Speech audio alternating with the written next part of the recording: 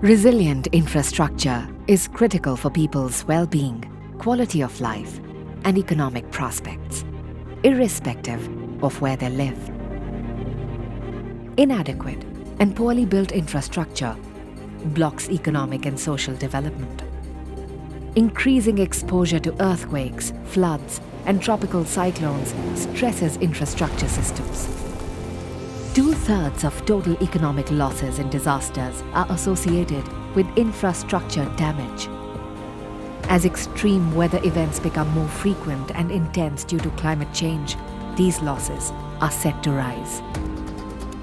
The impact on small island developing nations and least developed countries is particularly severe. Disaster and climate resilient infrastructure is essential to the achievement of the Sustainable Development Goals and to accelerate climate action. $94 trillion of global investment is needed to fill the infrastructure deficit by 2040. More infrastructure will be built in the next 20 years than in the last 200 years. Fortunately, achieving disaster and climate resilient infrastructure is not expensive. $1 invested in strengthened resilience generates $4 in avoided economic and social losses.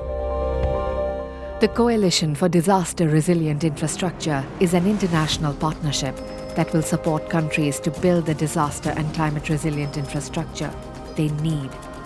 Championed by global leaders, CDRI will provide knowledge, technical support, and capacity development to those countries with the greatest infrastructure challenges. Join us to achieve the SDGs and accelerate climate action by making all new infrastructure disaster and climate resilient.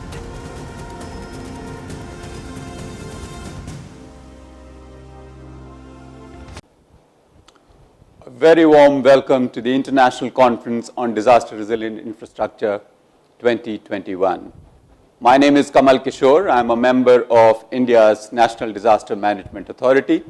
I am also the Indian co-chair of the Executive Committee of the CDRI.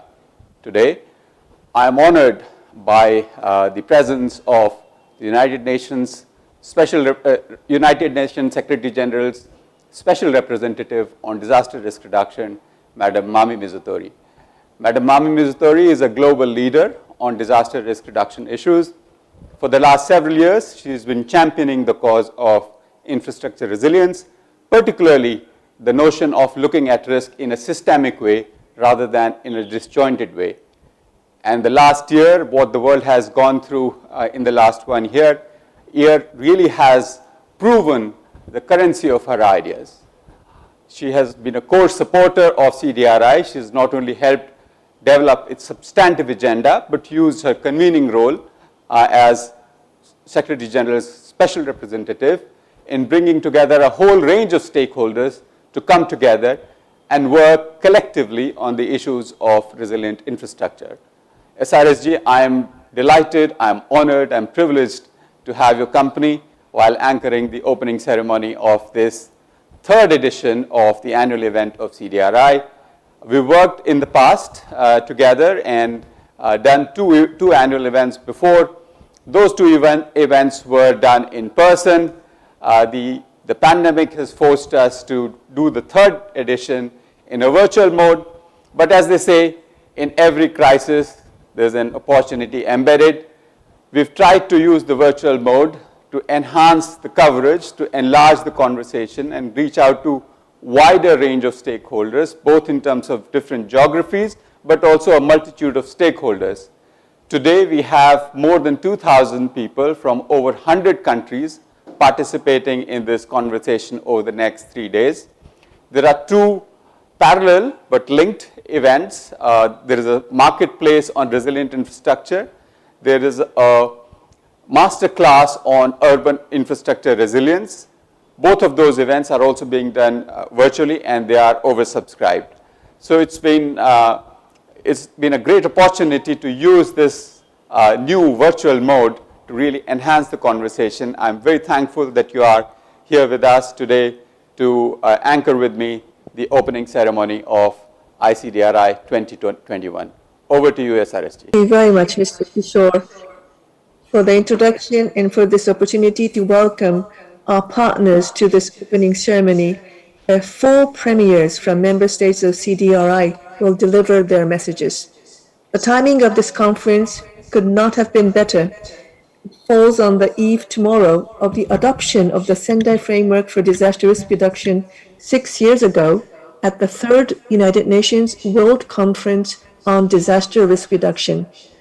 And the effort to reduce disaster losses and disaster risk depends very much on the success of this coalition in reducing damage to critical infrastructure and disruption to basic services, which is a key target of the Sendai Framework.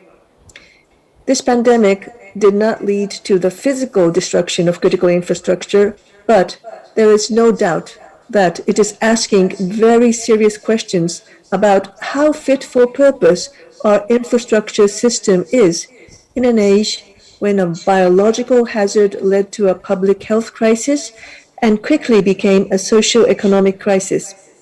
At the same time, during the past year, we have experienced multiple disasters related to extreme weather events. This tells us that climate emergency is going nowhere. We are living in a multi-hazard era with compounding disasters hitting us. Low and middle-income countries are particularly in need of assistance to tackle the increasingly systemic and complex nature of disaster risk, while developed countries are also suffering high numbers of economic losses from disaster. And this is why the initiative of the Prime Minister of India to create the Coalition for Disaster Resilient Infrastructure could not have been more timely. And testament to this, 1 year on since its launch, the number of member states and multilateral organizations has grown exponentially. 2 private sector organizations have also come on board. So, thank you all for joining us today, and I would now like to invite you to listen to the opening remarks of the Prime Minister of India, who is a true champion of the Sendai Framework for Disaster Risk Reduction. Prime Minister of Fiji, Prime Minister of Italy, Prime Minister of the United Kingdom, Excellencies, participants from national governments, experts from international organizations, academic institutions, and the private sector.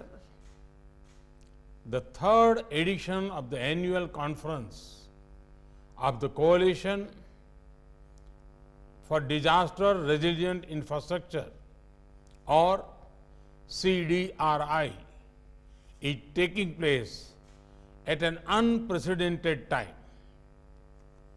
We are witnessing an event that is being termed a once-in-a-100-year disaster. COVID-19 pandemic had taught us that in an interdependent and interconnected world, no country, rich or poor, in the east or west, north or south, is immune to the effect of global disasters. In the 2nd century AD, the Indian scholar sage Nagarjuna wrote verses on dependent arising. Pratit samutpada. He showed the interconnectedness of all things, including human beings. This work shows the manner in which human life unfolds in the natural and social worlds. If we deeply understand this ancient wisdom, we can reduce the vulnerabilities of our current global system. On one hand, the pandemic has shown us how impacts can quickly spread across the world. And on the other hand, it has shown how the world can come together to fight a common threat. We saw how human ingenuity can solve even the most difficult problems. We have developed vaccines in a record time. The pandemic has shown us that innovation to address global challenges can come from anywhere. We need to foster a global ecosystem that supports innovation in all parts of the world and its transfer to places that are most in need. The year 2021 promises to be a year of swift recovery from the pandemic. The lessons from the pandemic, however, must not be forgotten. They apply to not only public health disasters, but other disasters as well. We have a looming climate crisis. As the UN Environment Chiefs recently said, there is no vaccine for the climate crisis. It will take sustained and concerted efforts to mitigate climate change. We also need to adapt to changes that are already being observed and are affecting communities around the world. In such a context, the importance of the coalition has become even more evident. If we can make our investment in infrastructure resilient, it can be a centerpiece of our wider adoption efforts.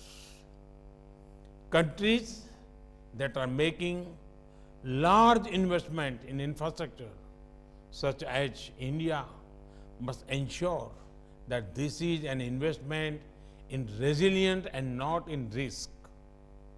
But as the events of recent weeks have shown, this is not a developing country problem alone.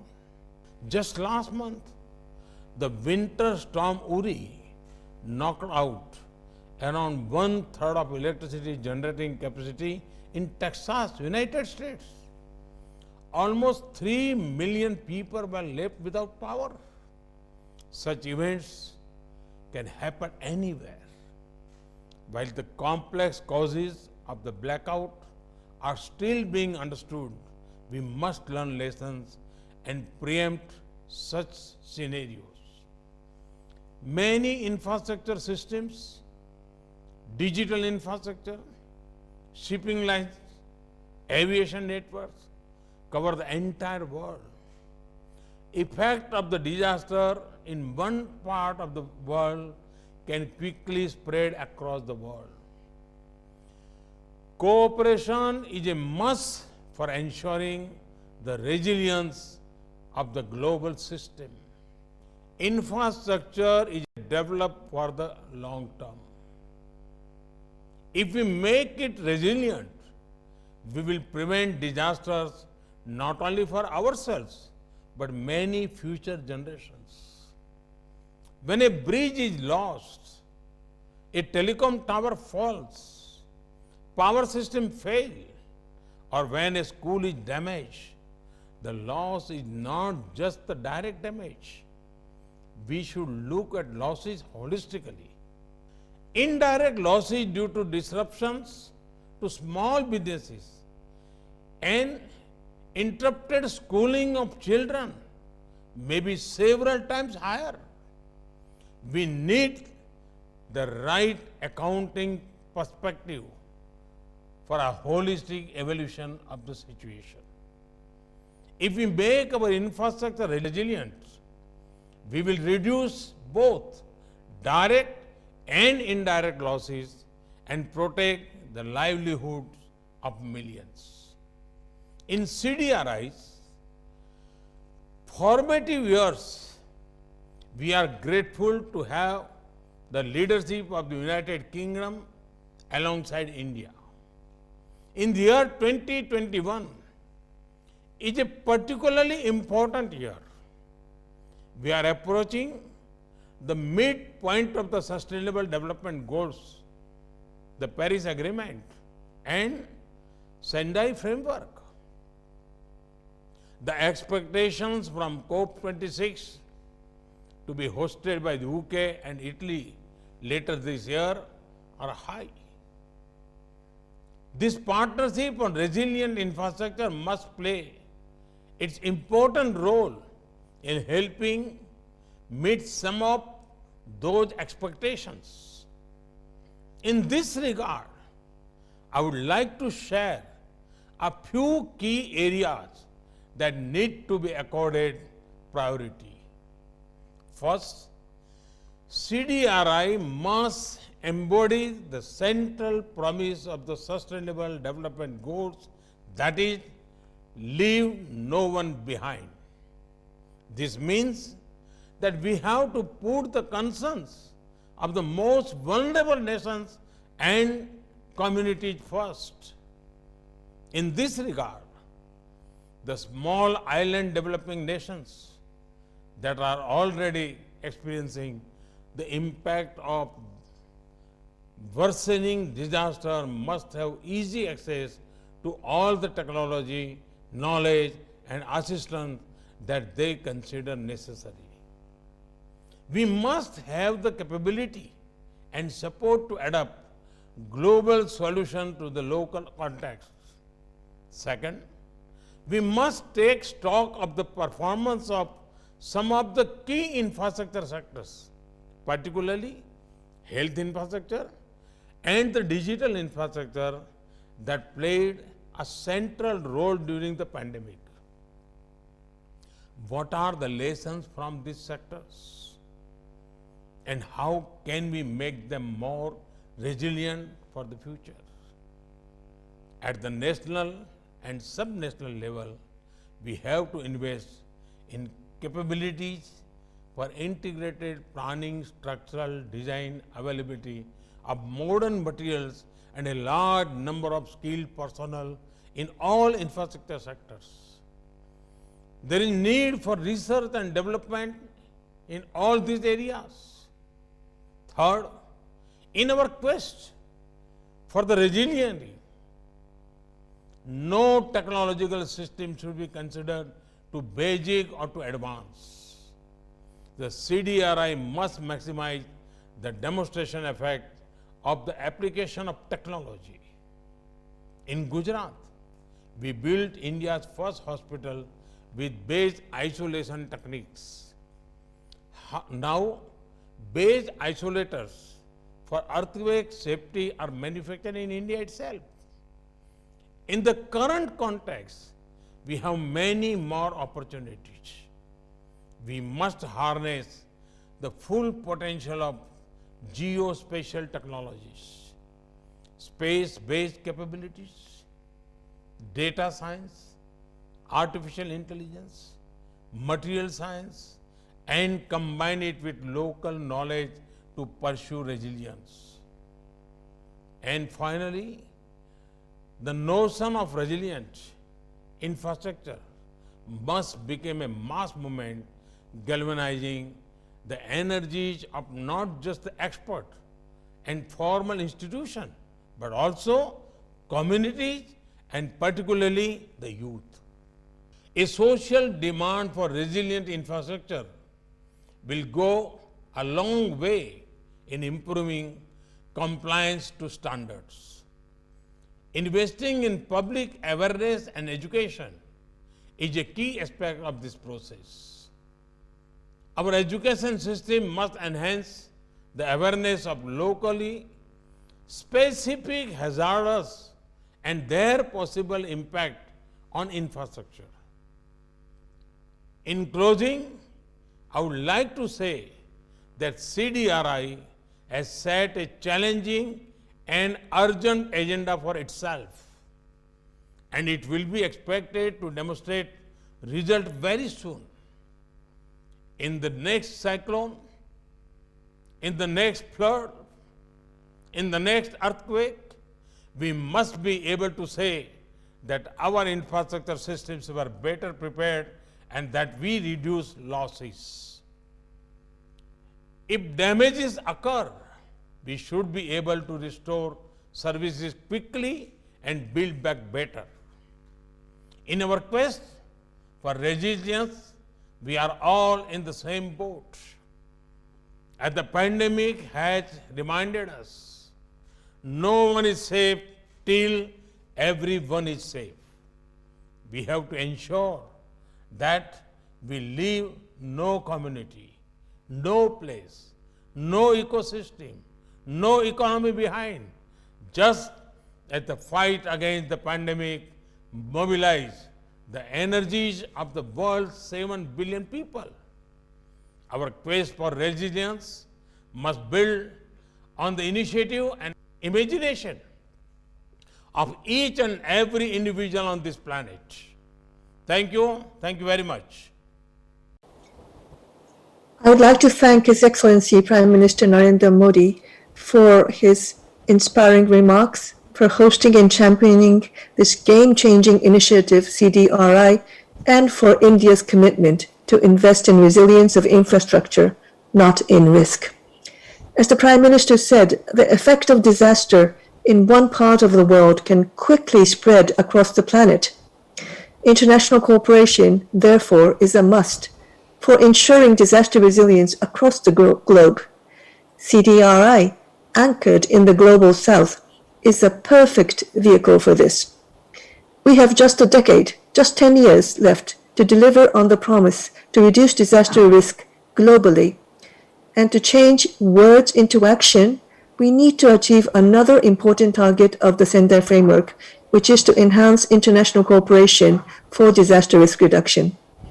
I am confident that the outcome of this year's conference and the efforts of all the coalition members will be critical to emphasize the relevance of this target to enhance international cooperation because, as Prime Minister Modi mentioned so eloquently, COVID-19 has taught us that we are all connected and no one is safe until everyone is safe.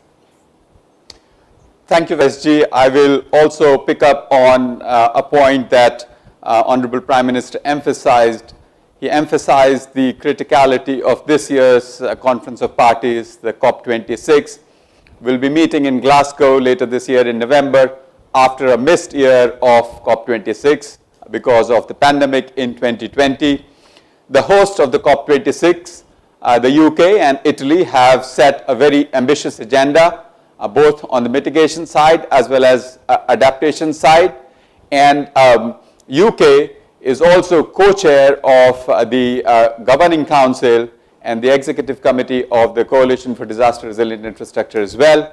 In this space, while they are advancing these efforts at the global level, there are remarkable initiatives currently happening in the United Kingdom itself, both at the level of assets. You know, there is much talk about the kind of interesting, innovative work that has been done on Thames Barrier. There is also work being done at the national level by the National Infrastructure Commission of the UK, which actually propagates the notion of looking at risk in a systemic way that you've been championing, SRSG. I'm very curious, I'm quite looking forward to what the Honourable Prime Minister of the United Kingdom has to say. So let me invite you to hear the message from His Excellency, Mr. Boris Johnson. I want to thank Prime Minister Modi for hosting this conference and also for his fantastic leadership in areas such as renewable energy as we continue the fight against climate change. We have a shared vision for a sustainable future for our nations and for the global community, and I very much look forward to discussing this and many other issues with Prime Minister Modi on my upcoming visit to India. If our battle with COVID-19 has taught us anything over the past year, it's that we must be ready for whatever challenges may be coming next. And as the world's climate changes, we must not only do everything in our power to strive for global net zero and ambitious 2030 emissions reductions targets, but we must also adapt to its damaging effects and build more resilience to disasters. Our roads, our bridges, power lines, schools and hospitals, all the infrastructure that we rely on to keep our economies moving and our communities safe, they must be made ready. So I applaud my friend Prime Minister Modi for his commitment to this excellent initiative, the Coalition for Disaster Resilient Infrastructure. The UK is proud to be its co-chair. And I'm delighted that since its launch, the coalition has made such a great start with 28 countries and organisations now signed up. Through events such as this, I hope we can learn more from each other and support those particularly at risk from the dramatic effects of climate change, such as small island nations. In the UK, we embarked on a journey to make our infrastructure more disaster resilient over 10 years ago. We're investing £5.2 billion in bolstering flood defences, and we have a wealth of expertise to share. And as we look forward to COP26 in Glasgow this November, we're working hard to help countries adapt to the effects of climate change. Let's take action now, so that as we build back better from the pandemic, we do so cleaner and greener, making all our communities stronger and more resilient. More with Prime Minister Johnson on the need to adapt and build resilience of our infrastructure to be ready in the face of several different simultaneous challenges, particularly the worsening impacts of climate change. And in that effort, as Prime Minister Johnson pointed out, we need to place special focus on countries which are the most vulnerable, countries which are facing greater risk to their economies, livelihoods, and food security, such as the small island developing states. We commend the United Kingdom for its continuous commitment towards building resilience of infrastructure, first in their own country, and now leading a global coalition sharing their experience and knowledge. And we very much look forward to the COP26 in Glasgow later this year. Thank you, SRSG. One common thread among several common threads between the two prime ministerial speeches was the focus on small island developing states. They are indeed on the front end of facing the impacts of climate change, not out in the future, but right now. The impacts are already being seen and they are having to deal with it. You know, the country like Fiji has had several cyclones, Vanuatu has had cyclones, and huge losses in infrastructure sectors. While they are facing these losses, it is also important to highlight they are also quite advanced in their thinking, in their conceptualizing, in their imagination as to how to confront these challenges. The whole dialogue on bringing together disaster risk reduction and climate change adaptation effort and converging them.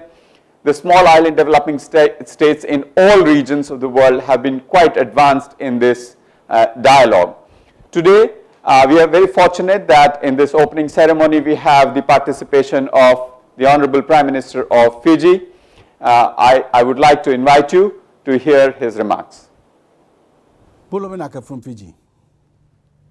As leaders, it is our duty to deliver infrastructure our people can count on. Schools, roads, bridges, hospitals, and systems that supply clean water, sanitation, and electric power are among the most basic building blocks of human progress, laying the foundation for our citizens to reach their full potential. But in the wake of a changing climate, after a project is completed, we can't hang up our hard hats with the same sense of confidence that we once could. At this inaugural session of the International Conference on Disaster Resilient Infrastructure, the question we face is not just how we achieve progress, but how we can protect it from the worsening disasters of a warming world. At the front lines of the climate emergency, achieving resilience is deeply personal for every Fijian.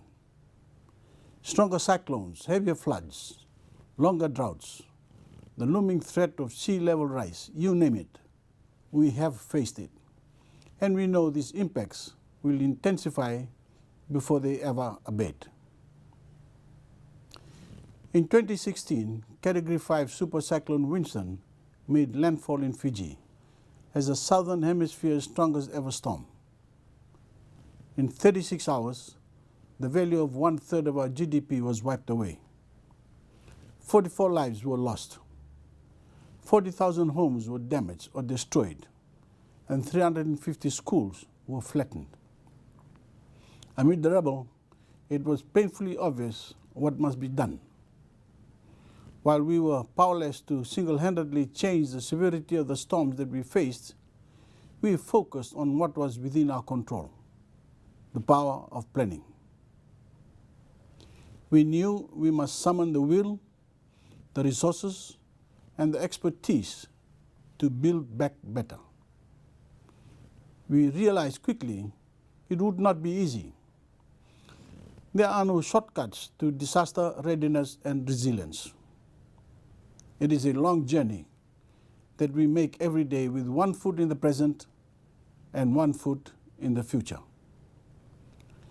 Because for progress to have a permanence, we must keep our gaze fixed on the horizon, on those storms yet to come, by planning and preparing for infrastructure crippling disasters before they strike.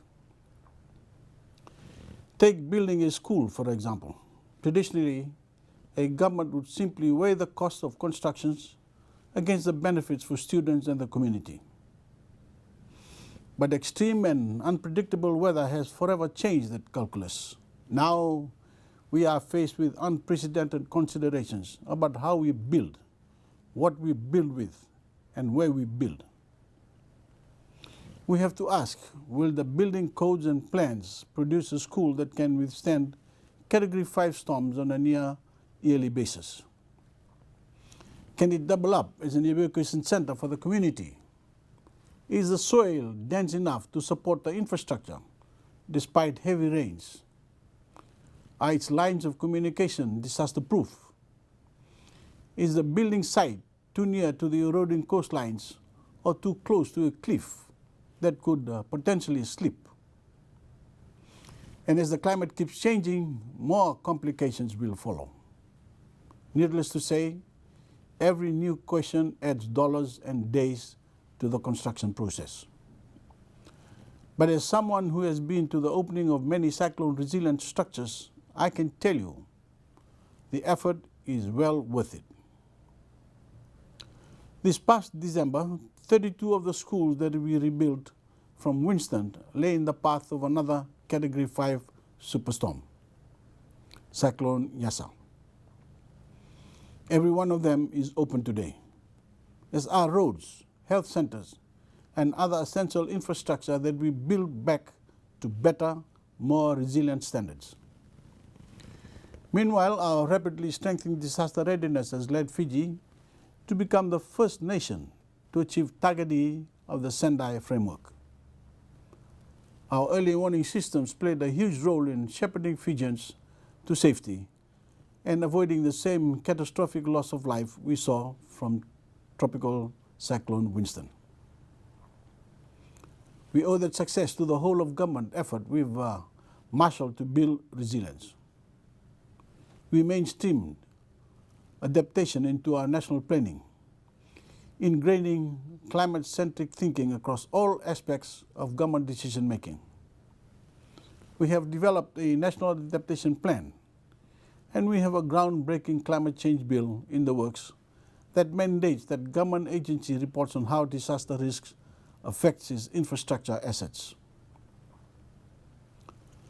But despite our progress, the climate is still changing faster than we are. Cyclone Yasa is only one of the 12 serious cyclones that have followed on Winston's heels since 2016.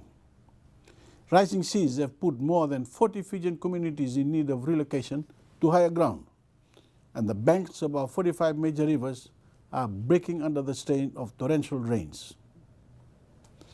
During our most recent cyclone Nana, Fiji saw more rain in 24 hours than the City of London sees in a year. The scale of action Fiji requires is startling. Together with the World Bank, we've conducted a climate vulnerability assessment That puts the cost of climate-proofing Fiji's development at $9.3 billion over 10 years.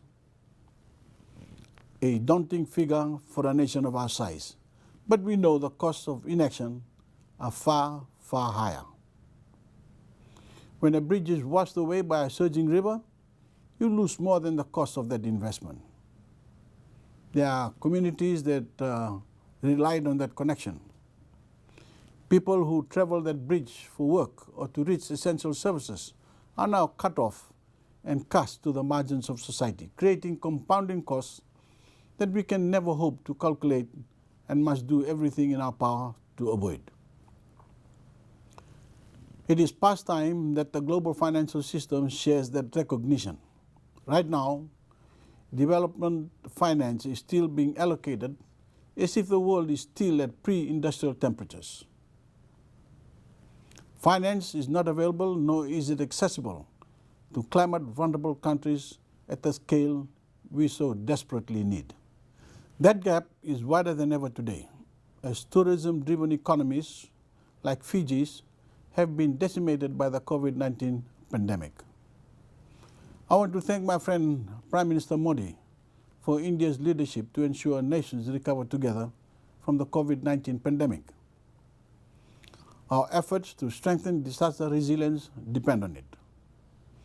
But longer term, we need systemic reform to our multilateral system that properly values the long-term benefits of resilient infrastructure development. Whether it is a seaside Pacific community, a South Asian metropolis, or farmland across the Mediterranean, we are all at the front lines of climate-driven disasters.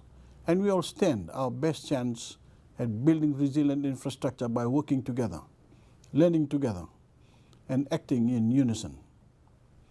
This conference is our opportunity to bring a more resilient world within reach.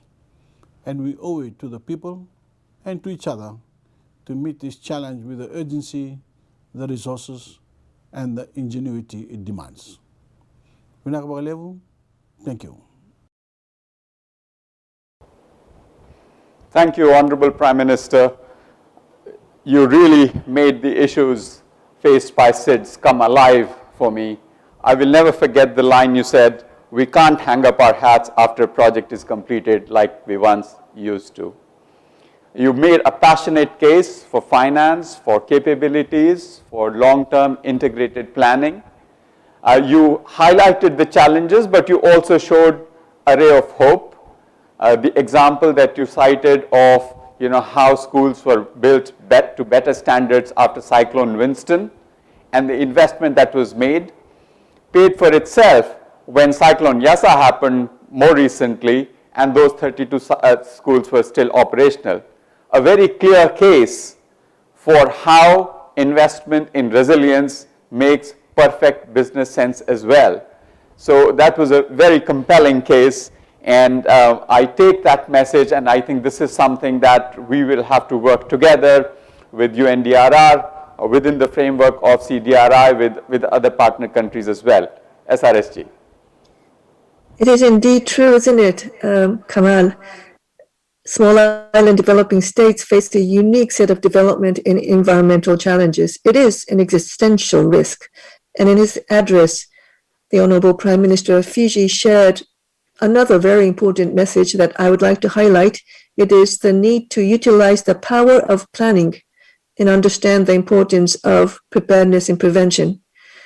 And this is exactly what we are trying to do here at the UN Office for Disaster Risk Reduction, working with member states, working with the Coalition for Disaster Resilient Infrastructure to support efforts towards resilience of infrastructure and basic services so that they withstand disasters that come their way, as the schools in Fiji did.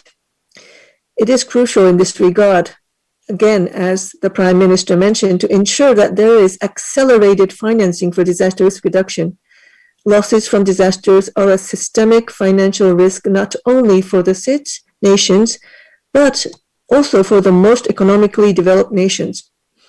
The commitment of the G20 countries towards addressing this systemic financial stability and for promoting risk-informed investment is of particular importance for achieving the resilience of nations, cities, and communities. We need a global observatory to track investments in DRR, in disaster risk reduction, and match it with mitigation funding to allow countries to build resilience now and not tomorrow. As you all know, this year, the chair of G20 is Italy, and now I invite you to listen to the remarks of the Prime Minister of Italy. Dear colleagues, ladies and gentlemen, thank you for your invitation to this inaugural session of the 2021 International Conference on Disaster Resilient Infrastructure.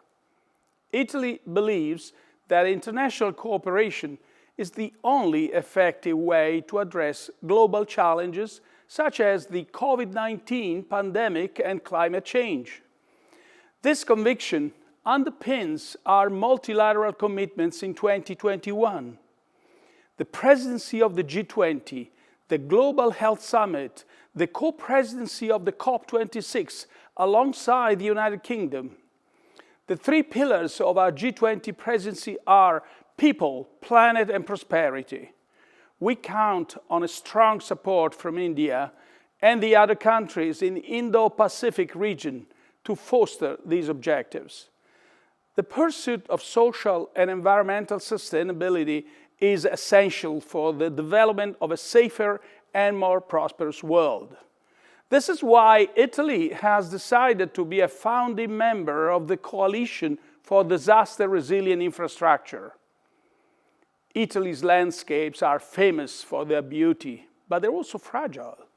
Over many decades, our institutions and companies have developed in-depth knowledge of the prevention and management of natural disasters and of their impact on infrastructure. Today, we want to make our expertise available to our international partners, both public and private.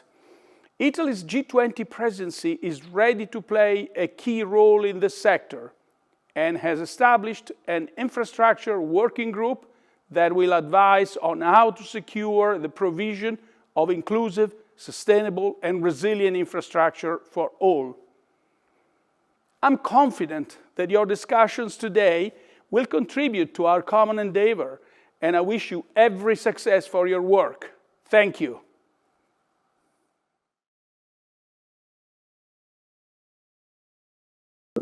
And to international cooperation was loud and clear.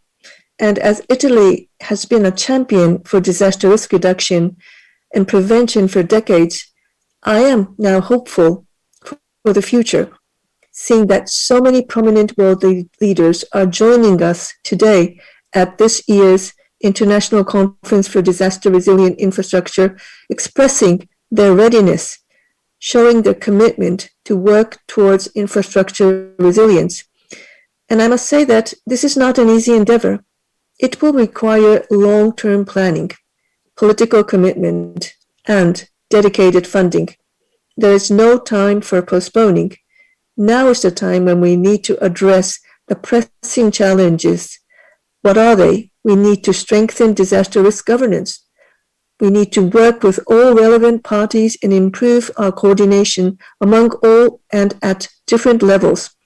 We have to deepen our understanding of the systemic, linked and cascading risks and measure and monitor the exposure of infrastructure to this risk.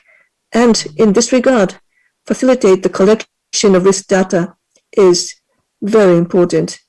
We also need to enhance knowledge and build capacity for all engaged in this process. I am looking forward truly to the discussions over the next 2 days, and I'd like to thank the Coalition for Disaster Resilient Infrastructure and our partners for their determination to make the planet a safer and greener place for generations to come, because risk is everyone's business. Thank you.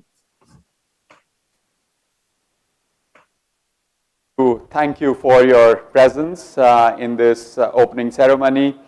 Your engagement, your encouragement, your support helps us amplify the central messages on disaster resilient infrastructure. We are very grateful, and we Look forward to continuing our collaboration. So on behalf of Government of India, on behalf of CDRI, a heartfelt thanks to you, and looking forward to engaging not just during this conference but beyond. We have a lot of work before us in the months and years to come. Ladies and gentlemen, before we close, before we conclude the opening ceremony, I would like to quickly provide an overview of the program that we have for 17th, 18th and 19th. We have a very exciting program lined up for the conference. Basically, there are three interconnected but parallel tracks. There is one main conference which is happening 17th, 18th, 19th with 9 sessions, a combination of policy forums, sector forums, technical forums. We also have 2 special sessions on small island developing states. One tomorrow morning around 10 a.m. Indian Standard Time, and another one in the evening focusing on the Caribbean states and the Pacific states to match with their time zones. So that's the main conference. In parallel with that, we have a digital platform, a digital marketplace, which is essentially a matchmaking service between solution providers on disaster resilient infrastructure and people looking for solutions. And when I talk about solutions, these are not just technology solutions, these could be policy solutions, these could be innovations in the social sciences side as well, these could be tools, these could be planning methods, so a whole range of things. I really highly encourage you to engage with the marketplace and see what's out there. The third track is an urban master class. The second master class for urban infrastructure resilience will take place on the 18th, and the third and fourth will happen after the conference, and we have a cohort of 112 urban practitioners working on that. So with that, we conclude this opening session. The next session of the conference begins at 3:15 p.m. Indian Standard Time, which will be the announcement of the winners of CDRI fellowships. We'll recognize the CDRI fellows and announce their names. And from 3:30 we have the first technical session, which is a sectoral forum looking at health infrastructure, a very important issue given what we've been through over the last 1 year. Thank you very much, and see you shortly at 3:15 p.m. Indian Standard Time.